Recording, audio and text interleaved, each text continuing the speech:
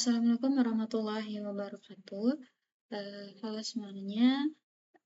Pada video kali ini saya akan menjelaskan dan mempraktikkan proses rekonstruksi data menggunakan dataset bankfuldata.csv. Nah, dataset ini merupakan dataset pemasaran perbankan yang berisi data nasabah, seperti usia, pekerjaan, status pernikahan, dan beberapa atribut lainnya. Nah, pada praktik ini saya akan melakukan 4 proses utama dalam rekonstruksi data, yaitu binning, penskalaan, normalisasi, dan pemilihan atribut. Keempat proses ini bertujuan untuk meningkatkan kualitas data agar lebih siap digunakan dalam proses analisis data maupun machine learning. Nah, selain menunjukkan langkah praktiknya, saya juga menjelaskan alasan pemilihan atribut hasil dari setiap proses serta pemahaman data setelah dilakukannya rekonstruksi. Langkah pertama yang saya lakukan adalah memuat dataset bankfuldata.csv ke dalam RapidMiner. Nah, sebelum kita ke RapidMiner, kita unduh dulu datanya di Kaggle. Di sini saya menggunakan API untuk mendownload datasetnya melalui Google Colab.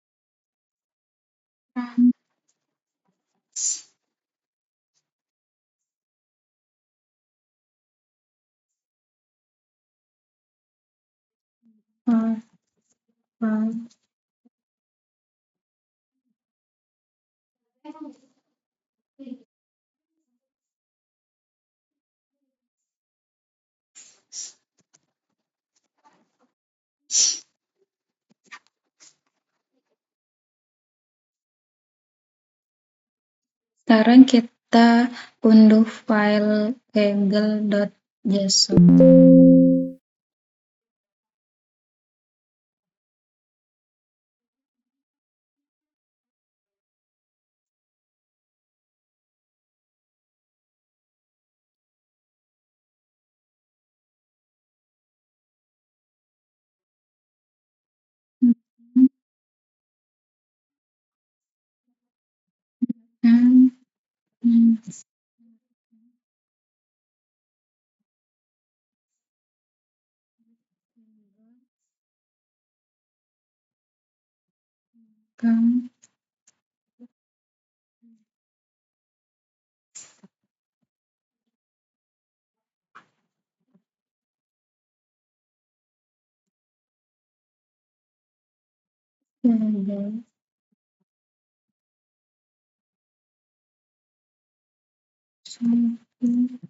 Kaggle.json.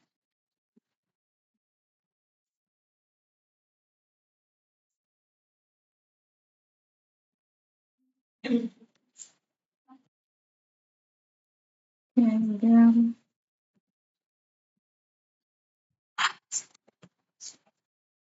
CH 600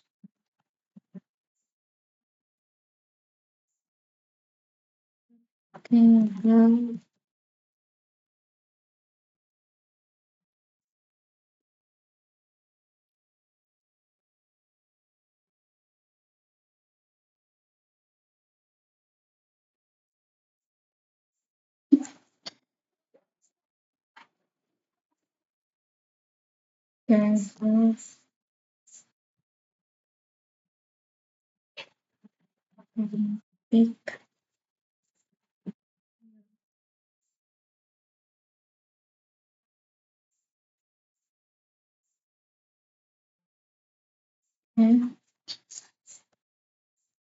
Selanjutnya kita download datasetnya.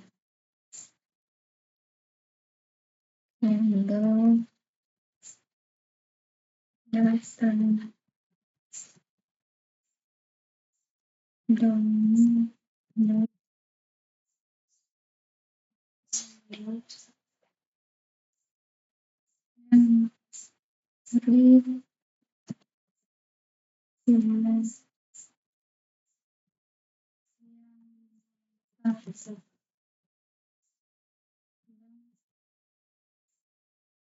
marketing.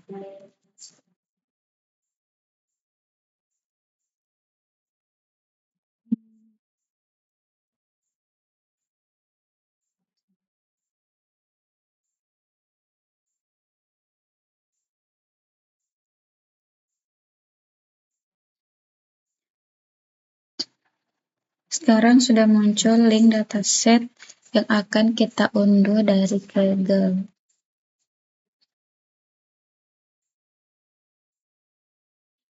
Di sini kita langsung download saja bank marketingnya. Kita download zip.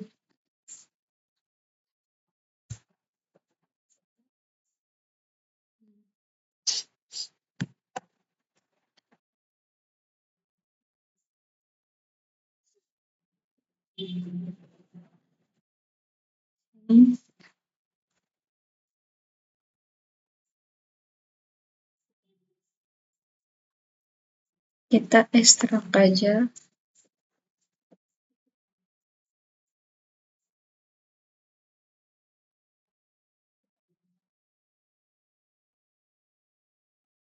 Saya sudah mengunduh datasetnya dari Kaggle.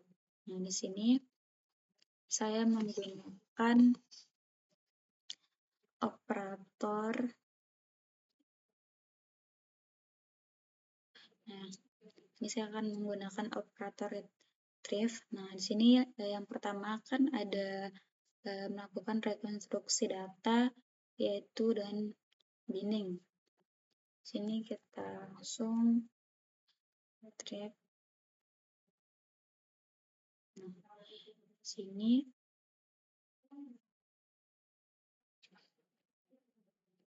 kita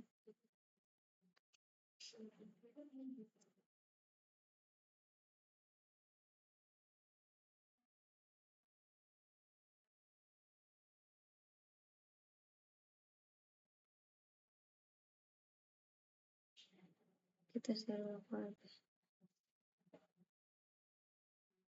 Nah, di sini adalah dataset yang akan saya gunakan untuk melakukan rekonstruksi data. Nah, di sini dataset di sini berjumlah 45.211. Nah, di sini operator yang saya gunakan itu retrieve. Kita drop and drop aja. Kemudian saya ingin melakukan rekonstruksi data dengan tidak melakukan semua dataset. Sini saya akan menggunakan filtering. Kita cari filter example range. Kemudian describe by binning. Sini kita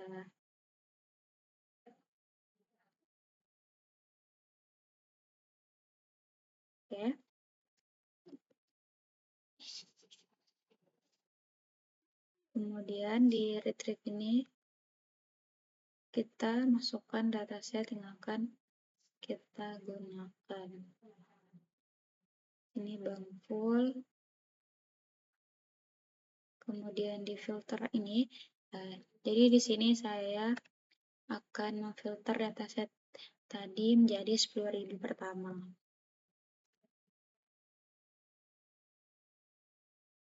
Kemudian di describe ini saya menggunakan single dan atributnya itu adalah di sini saya menggunakan age. dan number of beans-nya itu di sini saya menggunakan 5.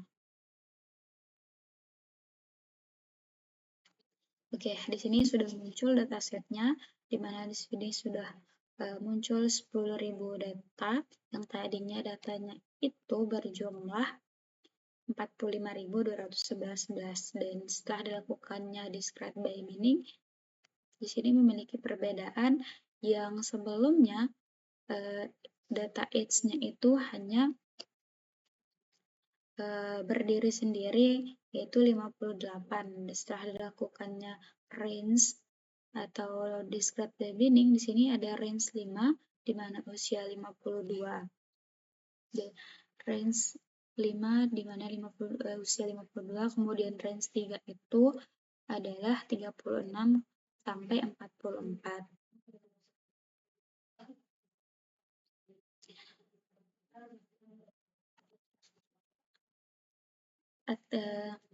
Atribut yang saya pilih untuk proses binning itu adalah age. Nah, atribut ini mempresentasikan usia nasabah dalam bentuk data numerik atau kontinu seperti ini.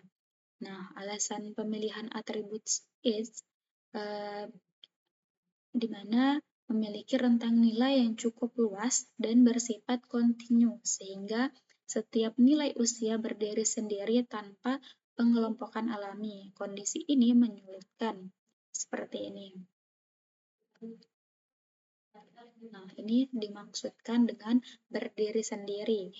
Nah, kondisi ini menyulitkan proses analisis pola apabila data digunakan secara langsung. Selain itu, usia ekstrim berpotensi menjadi outlier yang dapat mempengaruhi hasil analisis. Oleh karena itu, atribut age sangat sesuai dengan dilakukan proses binning agar data numerik dapat diubah menjadi kelompok-kelompok interval yang lebih bermakna. Kemudian proses dan hasilnya. Nah, proses yang tadi yang sudah saya lakukan di mana proses binning dengan membagi nilai age ke dalam beberapa kategori menggunakan operator binning.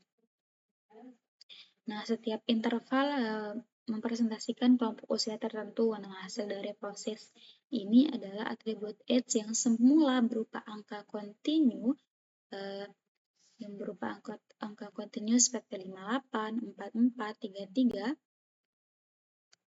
berubah menjadi data kategorik berbasis interval seperti range 5 yaitu 52,800, range 3 36 sampai 44,600, begitu juga seterusnya.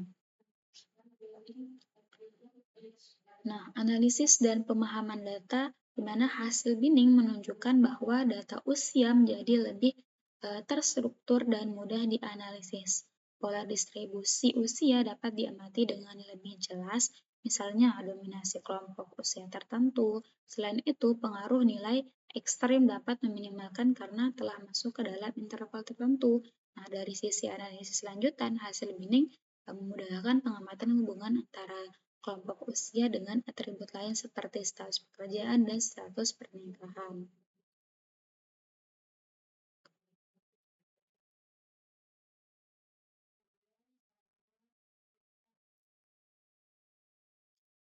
Oke, sekarang selanjutnya yaitu di sini saya melakukan tahap kedua yaitu rekonstruksi data menggunakan scaling.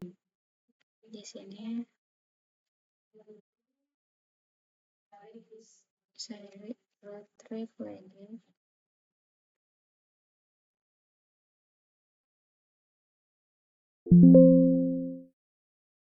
Kita copy aja yang atas. Oke. Nah, di tahap kedua ini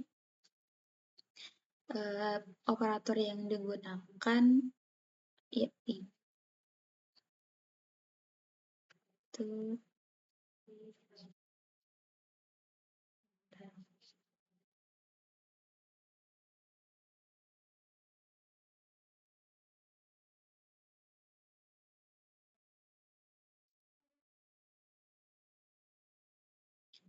normalis. Nah, selanjutnya saya akan melanjutkan ke tahap kedua, yaitu scaling atau penskalaan. Di sini saya sudah memakai retrieve 2, itu filter example range, dan operator yang saya gunakan itu normalization.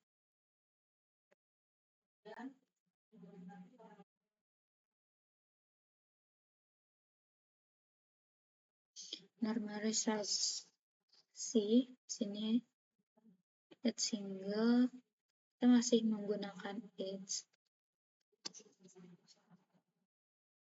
Ini kita ekstrak dari bank full.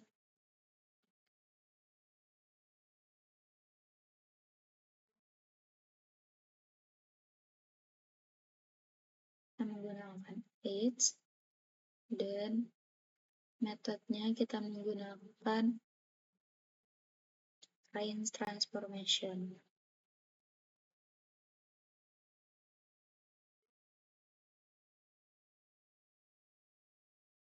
Kemudian kita running.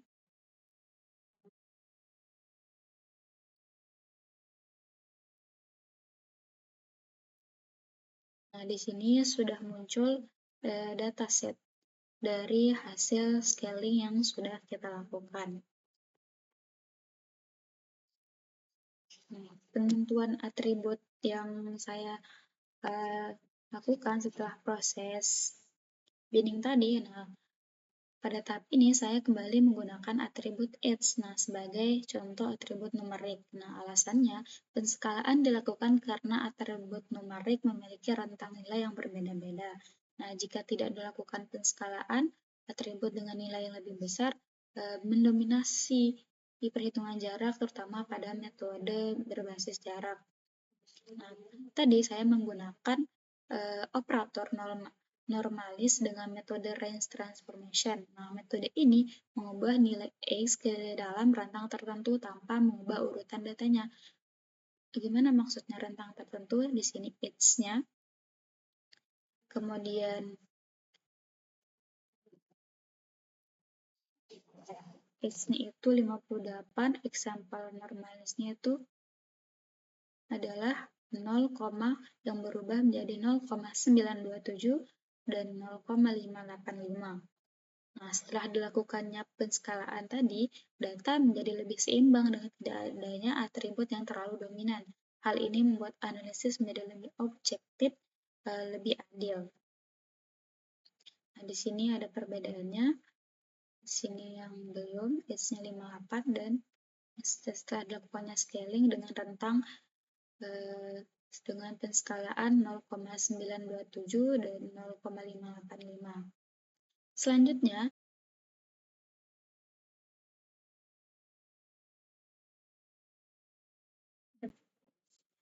selanjutnya yaitu tahap ketiga, yaitu tahap normalisasi. Di sini kita set operatornya retrieve, kemudian filter, example range, kemudian sini kita menggunakan operator nominal numerical.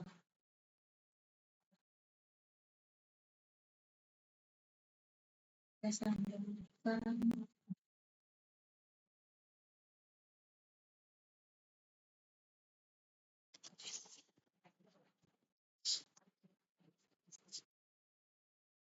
Ini kita import dataset full, kemudian kita filter satu explorable. Kemudian di sini kita menggunakan atribut filter type-nya single, dan sini ditemukan marital, dan coding type-nya unique integer. Kita run.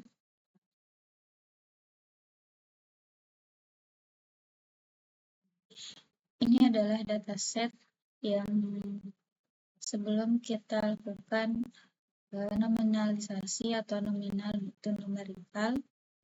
Sini age-nya itu masih 58 dan 44. Setelah kita melakukan normalisasi dengan operator nominal to numerical, sini maritalnya 01, 00, 10.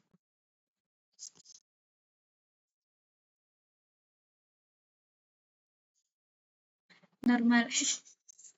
Harus jangan ketawa. Normalisasi diperlukan agar data berada pada skala baku biasanya antara 0 dan 1. Kemudian atribut yang saya gunakan tadi adalah age. Nah, di mana di sini sudah 0100. Kemudian normalisasi dilakukan menggunakan ulangi apa sih? Aku ngomong apa sih? Astagfirullah, tidak berata. Ulang-ulang.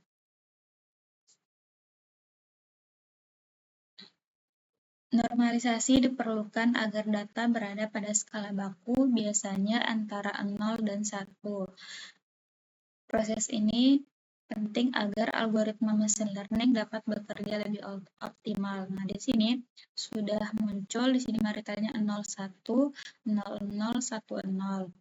Kemudian proses dan hasilnya normalisasi dilakukan menggunakan metode minimal sampai maksimal scaling sehingga seluruh nilai age berada pada rentang 0 sampai 1. Analisis dan pemahaman datanya dengan data yang sudah kita normalisasi, proses analisis menjadi lebih stabil dan perbandingan antar atribut menjadi lebih mudah. Contohnya di sini sangat jelas yang sebelumnya age-nya itu 58, 44, 33, 47. Setelah dilakukannya normalisasi dengan operator nominal to numerical, di sini maritalnya itu 0, 1, 0, 0, 1, 0. Dengan age-nya 58, maritalnya 0, 44 itu 1, sedangkan 33 itu 0.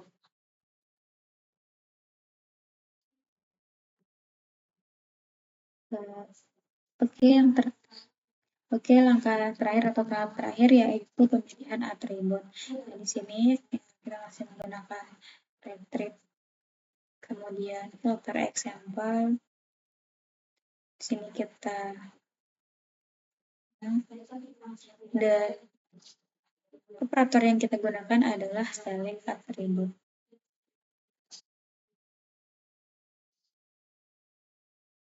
Di sini kita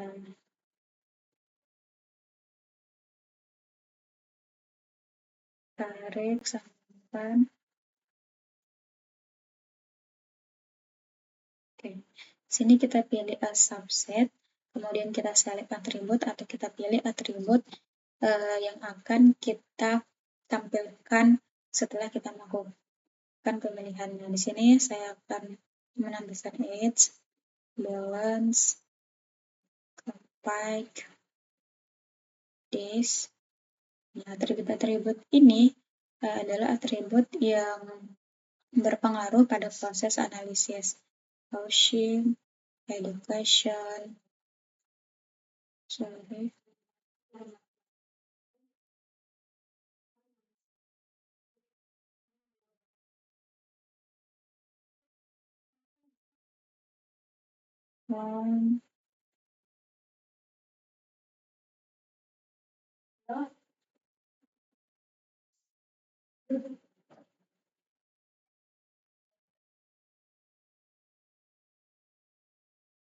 kemudian previous. Oke. Nah, di sini saya tidak memilih kontak dan PDES karena atribut yang akan saya eliminasi atau yang tidak akan saya pilih karena kedua atribut ini tidak terlalu berpengaruh pada proses analisis atau tidak penting. Sini kita apply, kemudian kita run. Nah, di sini adalah tampilan dataset yang belum dilakukannya atau yang belum dilakukan select atribut. Nah, di sini masih ada kontak dengan unknown, di sini keterangannya, dan PDS -1, -1, -1. Nah, kemudian ini adalah tampilan setelah dilakukannya select atribut atau pemilihan atribut. Di sini sudah tidak ada muncul yaitu atribut kontak dan PDS. Nah, pada proses ini atribut yang dieliminasi tadi kan adalah kontak dan PDS. Nah, atribut-atribut alasannya atribut-atribut ini memiliki informasi yang terbatas dan kurang berpengaruh terhadap hasil analisis. Kemudian proses dan hasilnya, di sini kan saya menggunakan select atribut untuk mempertahankan atribut yang relevan dan menghapus atribut yang tidak diperlukan. Nah, setelah pemilihan atribut, dataset menjadi lebih ringkas, lebih fokus, dan lebih efisien untuk dianalisis. Nah, sebagai kesimpulan, keempat proses rekonstruksi data ini memiliki peran penting dalam meningkatkan kualitas data. Proses pertama, yaitu binning, membantu menyederhanakan data numerik, penskalaan, dan normalisasi, menyamakan skala data, dan pemilihan atribut, membantu menghilangkan fitur yang tidak relevan. Dengan data yang telah direkonstruksi, proses analisis dan pemodelan dapat dilakukan dengan lebih efektif dan menghasilkan hasil yang lebih baik. Sekian penjelasan dari saya, terima kasih. Semoga video ini bermanfaat. Saya Galin Anggraini, wassalamualaikum warahmatullahi wabarakatuh.